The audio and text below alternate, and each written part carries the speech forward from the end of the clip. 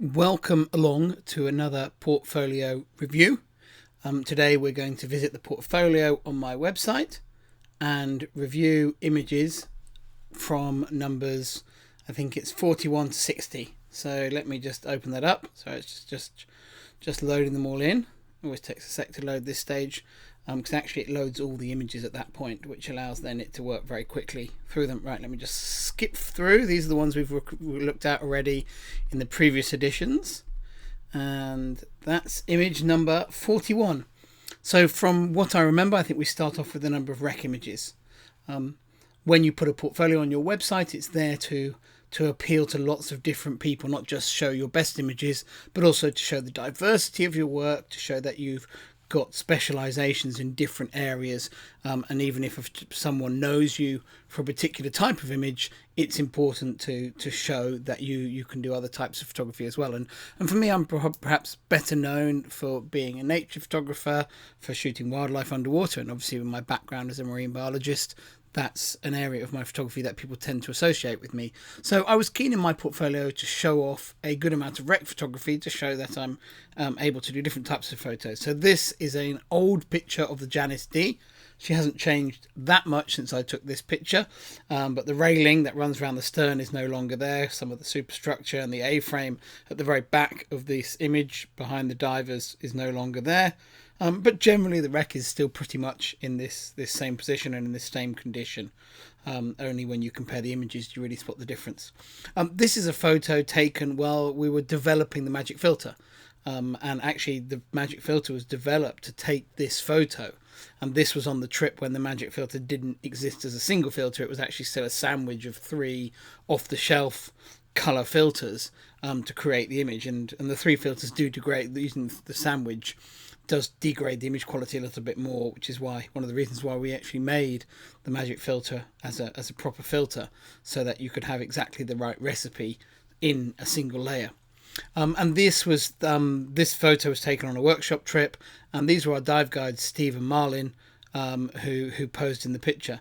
And I've very rarely done pictures with models on the Janice D. And so I quite like the fact that I can always spot this picture very quickly, because we didn't just have just one model. Actually, we had 2 models in the picture, which I think is pretty cool, and works really nicely. So this is that picture is always an important one for me. This is one of many shots that I've done on the Thistlegorm using remote strobes behind one of the BSA M20 military motorbikes that are on the wreck there. And this photo here is actually a different one to the one that's in my book, Underwater Photography Masterclass. It's actually a newer image. And this one here I like because of the positioning of that, the RAS in the picture. I can never say their name, but the Abdubjebe RAS, however you say that word, in the picture, which I think obviously adds an interesting focal point. And I just love the way the light is falling when you're shooting these setups. One of the things you're doing as a photographer is waiting for something interesting to swim into the right part of the frame to complete the composition. And that's this picture. This fish was obviously swimming everywhere, and I pressed the shutter when it was in this interesting position. Next picture. Staying on the Thistlegorm now. This is on the lower deck. On the same side of the wreck actually, but dropping down to the lower deck on the port side, and this is a Bedford. This is a Fordson Watt 3A military vehicle. These also have motorbikes on the back of them, but the motorbikes on the back of these ones are Norton motorbikes. The ones on the upper level are all BSAs, and the ones on the lower level are all Nortons.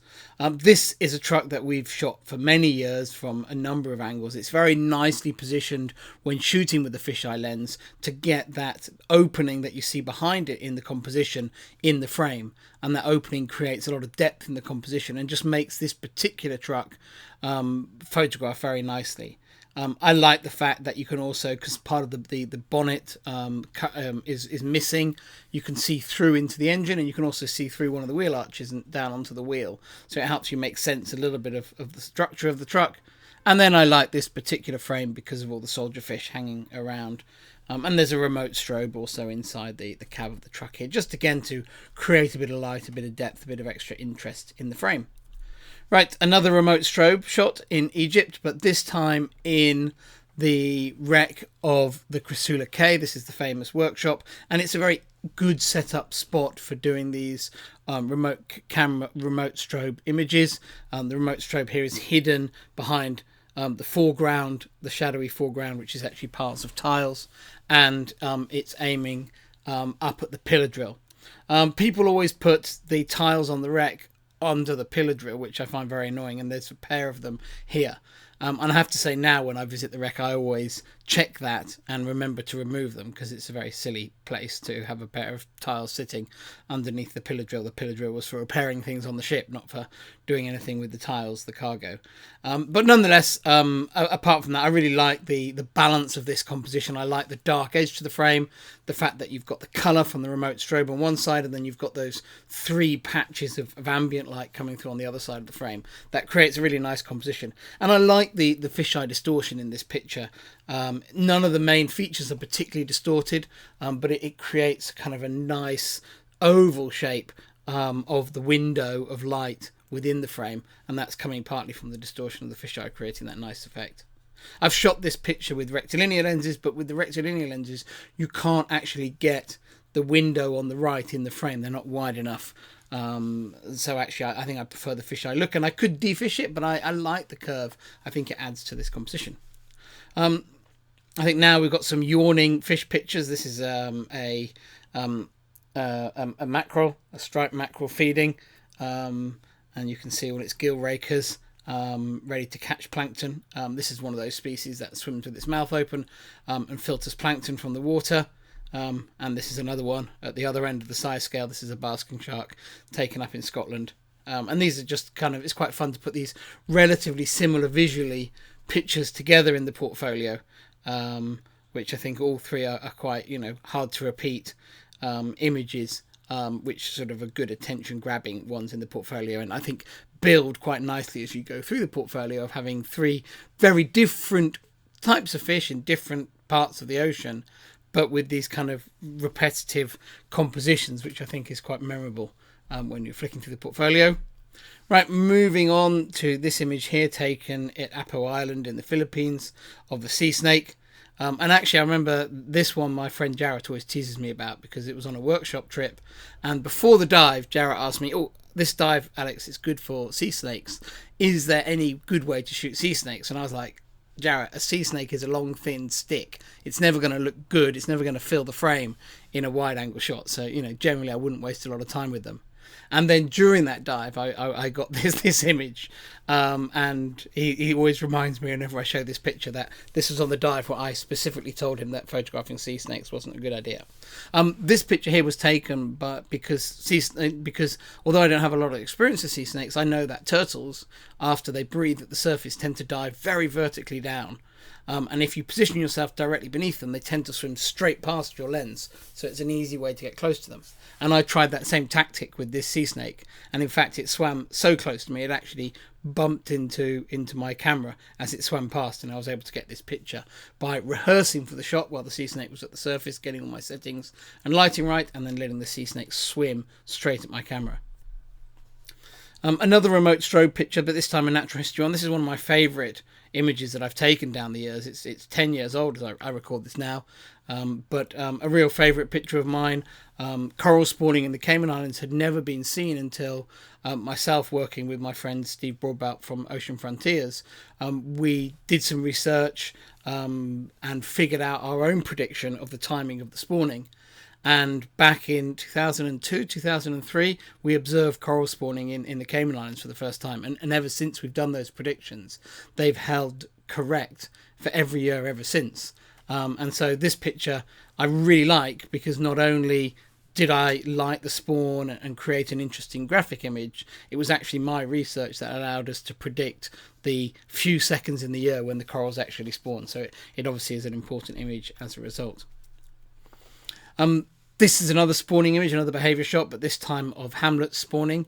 I have a very well-known picture of shy Hamlet spawning that's from the Wildlife Photographer of the Year, and I thought because that picture's very well known, it was nice to maybe put a different one in a different Hamlet spawning picture in the portfolio. So this is a longer exposure Hamlet spawning shot. Hamlets tend to spawn right at after sunset, so the water's always dark, so you need a long exposure to get the blue of the water to come through. And this is actually a pair of yellow belly Hamlets spawning, but I think the yellow belly male, which is the one you can see the face of in this picture, or the one that's acting as a male in this picture. Hamlets are hermaphrodites, and when they spawn, they take it in turns to play each sexual role. But the one that you can see looking at the camera here is acting as the male here, and this one is and that fish there is probably a hybrid, looking, because it's got that dark spot next to its eye, between a shy Hamlet and a yellow belly Hamlet. But the other one was pure yellow belly. But anyway, they're spawning here, and the long exposure, I think, creates a feeling of movement, which I really, really like. I haven't photographed Hamlet spawning for years, actually, and it's something I definitely want to do. Hopefully next year I'll have the chance to have a spare evening in the Cayman Islands and have another go at shooting them. This is one of my luckiest ever spawning photos. These are yellowtail surgeonfish, endemic to the Red Sea, spawning. And actually here you can see the female, which is the fish on the lower fish, has actually flipped upside down during the spawning, which is I think is really interesting behaviour. And they're spawning at this moment here. And these fish spawn by swimming as fast as they can. And this is a very lucky shot in that I've seen them spawn before, but never thought I would get a photo. And on this occasion, they happened to swim not only straight at the camera while spawning, but also directly into focus, because there was no way the autofocus was going to keep up with them. And I fluked this shot. And it's not a long exposure, this picture. I think it's taken on a 60th. But all the blur around them is just a reflection of how fast they were moving. So a very lucky shot, and one I really like as a result. Another pair of fish, these are Pygmy yellow gobis, living inside an old sea urchin shell. And I think we quite commonly see these as divers living inside man-made objects, which they really like. And I like this picture, one, because they're in a natural subject, a natural house, because they do like to dwell in tubes and holes, and particularly old bottles are a real favourite of theirs. But I also like the relationship between the two. There's a lot of character, particularly in the big one. And I really like the shape of the opening in the shell and everything. I think there's a lot of detail in this shot that I really love. Right, one of the beasts of the ocean. This is as I'm sure you know, a marine iguana from Galapagos. These are the iguanas that have evolved on Galapagos. They're iguanas that evolved from land iguanas, found themselves on Galapagos where there's not a lot of vegetation to eat, so learnt to dive underwater to feed on the seaweeds. And have adapted to that, and this is one sitting underwater. And usually when they're sitting down and feeding, they're very much head down in the seabed. And I like this photo because here he was actually chewing, and he sort of sat up with his head up in the air and opened his mouth. Or I timed my photo as his mouth was opening and closing, chewing. And I like that you can see all his little teeth inside his mouth in this picture, and I find it a very characterful portrait. I think this version, I don't remember if this is the flipped version or not, but I think this version is flipped. And actually, I think this photo here, the direction it was originally is the opposite to this. And when it was used on the cover of Alert Diver magazine, a scuba diving magazine in the States, and they flipped it for the cover. And I just immediately from that moment on thought, wow, the picture looks, a clear 5% better flipped that way around, and ever since then I've always shown it the flipped way around. As a result, it's funny, it never occurred to me to flip it. I'm quite good at thinking about things like that when I process my pictures, but this one, it never occurred to me. But when the magazine flipped it, I then flipped my version of it and have kept the flip version from that point on. Another reptile, but this time an American crocodile in the mangroves in Cuba. You can see it sitting on the seagrass there, and with the mangroves behind, taken with a fisheye lens. This crocodile was very calm. The key really with the crocodiles is to be as calm as possible in the water with them, and if you don't move about and don't splap about, they're very, very relaxed. And really, it was really a pleasure. And in fact, this was taken right at the beginning of a workshop trip where I was showing the rest of the group how to behave around the crocodiles, and how by being super, super chilled out, and not, just very, very economical with all your movements, you'll keep the crocodile super relaxed and have a very, very pleasant experience. I have to say, that is a lot easier said than done. But if you are able to do that, the crocodiles were super, super nice to shoot. We had 9 different ones on this trip. Really, really nice. It was the very final trip before the start of the COVID pandemic back in 2020. And so, yeah, it was a very memorable trip because these were the pictures I was staring at for a long time without being able to take any new ones. This one here is just a little ghost goby on a sea pen, lit with a snoot, and then the blur introduced by using a long exposure and intentional camera movement. Just a nice sort of technique shot, but I think a technique shot that creates a really nice visual effect with the textures of the blurred polyps of the sea pen. This is a photo. This is a different frame, but taken obviously at the same time as a well-known shot of mine from which was a category winner in the Wildlife Photographer of the Year. And this is actually a different frame in that series. And this is the frame I preferred initially, processed it, added it to my portfolio, and then when it came around to competition time, I usually tend to reprocess the pictures for competition just to make sure that there's no, I haven't taken, some backscatter out or something which wouldn't be allowed in the competition rules. So I tend to go back and reprocess them, and I actually chose a different frame to process for the competition. And if I was better at changing my website, I would update this to the version, the correct version of it, but it's all right. I like this version too, but I prefer the Wildlife Photography version now, just because it's become such a well-known image. This is another favourite trio plan image of mine, so taken with a vintage lens, which creates this really nice bokeh effect that I think in this particular frame gives a nice feeling of movement of the tube anemone behind the harlequin crab there. And I think this is a really, really pleasing macro frame with a very different feel to a lot of people's macro photos. My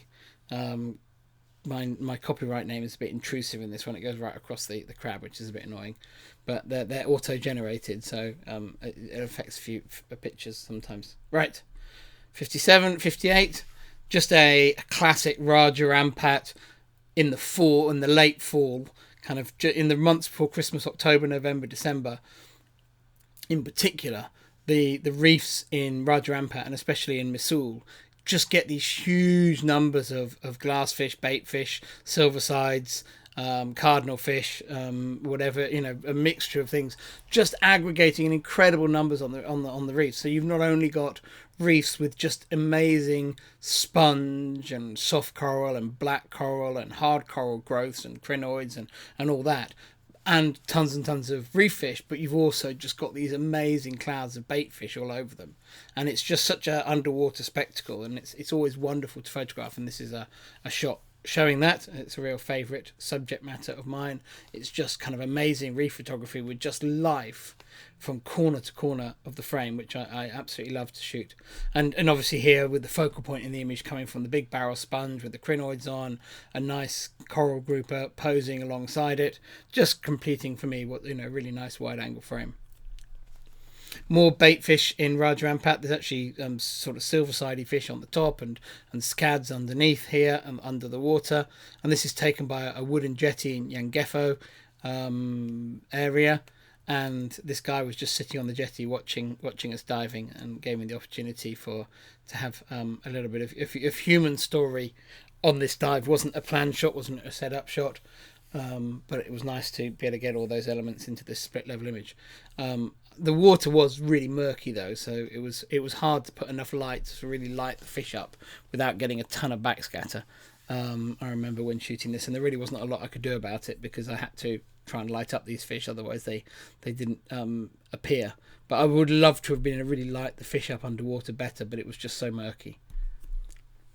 And I think this is our final image in today's number 60, which is another classic Raja Ampat reef scene. You can just see all the soft corals, the dendronepthias, the scleronepthias, the big, that lovely colourful Melithea sea fan. Really, really colourful reef scene, lots of explosion of life. And then I really like this just shape of snail's window behind, the reef, silhouetted reef, and then the clouds of bait fish hanging in the water. just for me creates a really, really pleasing, graphically strong, interesting. The colour contrast between the blue water and all those warm hues on the reef work really well for me. So it's a very pleasing wide angle shot. So hopefully you enjoyed that look at the next section of my portfolio pictures on my website. I'm actually away in Canada when this is going to go online, but I thought I'd record one and set it with a future posting date. So if you do have any comments or questions, I'm not going to answer them for a week or so until after this video has gone live. Okay, thanks very much. Bye.